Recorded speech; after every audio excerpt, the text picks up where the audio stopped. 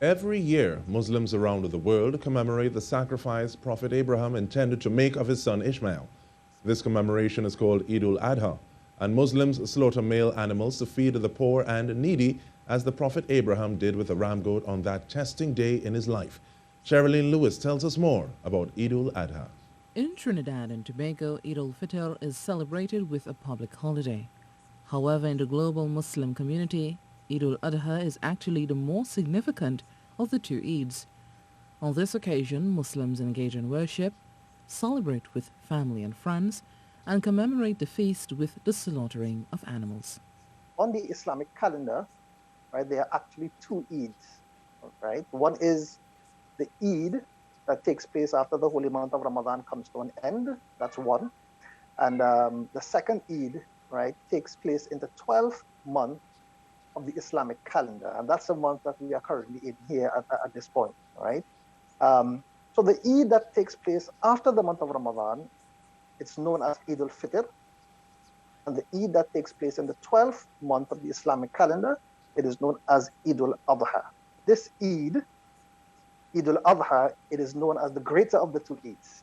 So that's something quite interesting to take note of as well. For Eid al-Adha, Muslims reflect on the great sacrifice and obedience Prophet Abraham displayed during that moment in his life when he was being tested. The Prophet Abraham, peace be upon him, he saw a dream. And in that dream, he saw himself slaughtering something of extreme value, or something which was loved to him.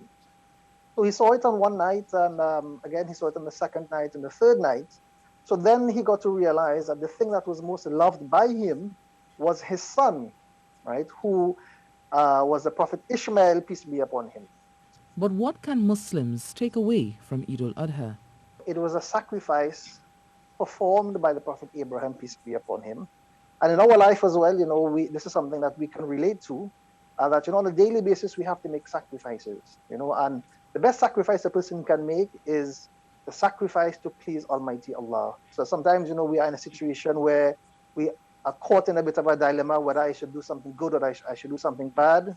We sacrifice our internal desires, we sacrifice our ego, and we make a decision to please Almighty Allah. Leading up to Eid al-Adha, Muslims may fast as much as 9 days, and while it is not compulsory to fast these days, one of the highly recommended days to fast is the day of Arafah, which is on the 9th of Dhul Hijjah, the eve of Eid al-Adha. Cherrylene Lewis, TTT News.